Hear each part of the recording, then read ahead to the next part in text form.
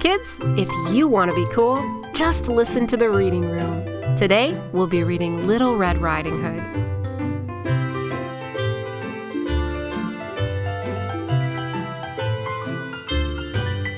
Once upon a time, there was a little girl who lived in a village by the forest.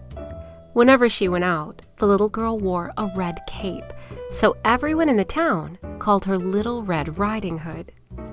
One early morning, Little Red Riding Hood asked her mother if she could go to visit her grandmother, as it had been a long time since they'd seen each other. "That's a great idea," her mother said. So they packed a nice basket for Little Red Riding Hood to take to her grandmother.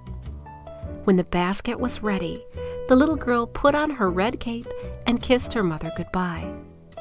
"Don't forget, go straight to Grandma's house," her mother cautioned. "Don't stray off the path, and please don't talk to strangers. The woods are dangerous." "Don't worry, Mom," said Little Red Riding Hood. "I'll be careful." But then, when Little Red Riding Hood noticed some lovely flowers in the woods, she forgot her promise she gave to her mother. She picked a few, watched the butterflies fly around for a while, listened to the frogs squawking, and then picked a few more. Little Red Riding Hood was enjoying the hot summer day so much that she didn't notice a dark shadow approaching out of the woods behind her. Suddenly, the gray wolf appeared beside her. "What are you doing out here, little girl?" the wolf asked in a friendly voice. "I'm on my way to see my grandma who lives by the forest near the brook," Little Red Riding Hood replied. Then she realized how late she was and quickly excused herself, rushing down the path to her grandma's house.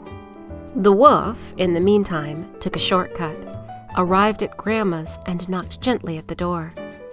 "Oh, thank goodness, dear. Come in, come in. I was worried sick that something had happened to you in the forest," said Grandma, thinking that the knock was her granddaughter. The wolf barged through the door, and poor Granny did not have time to react before the wolf gobbled her up. The wolf let out a satisfied burp and then poked through Granny's wardrobe to find a nightgown that he liked. He added a ruffled sleeping cap and, for good measure, put some of Granny's perfume behind his pointy ears. A few minutes later, Red Riding Hood knocked at the door. The wolf jumped into bed and pulled the covers over his face. "Who is it?" he called in a cackly voice. "It's me, Little Red Riding Hood." "Oh, how lovely.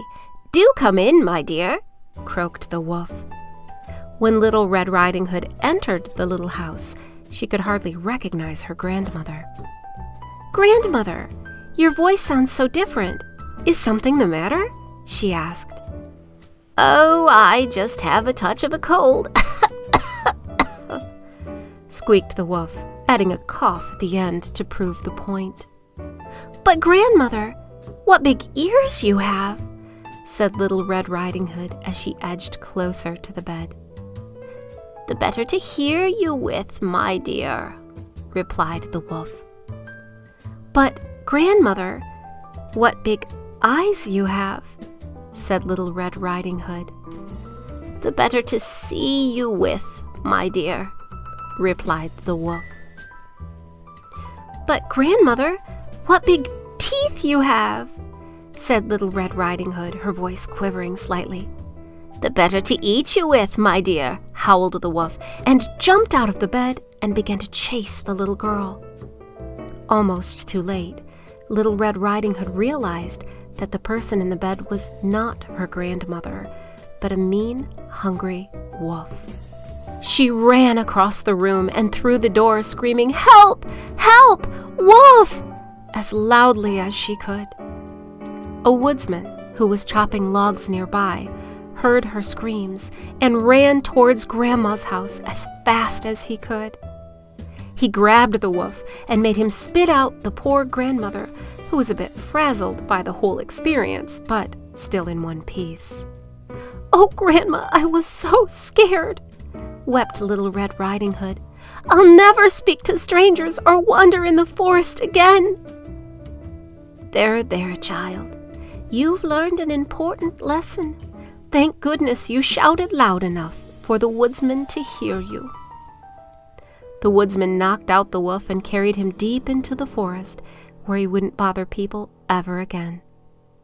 Little Red Riding Hood and her grandmother then enjoyed the goodies from the basket without worrying about the wolf anymore.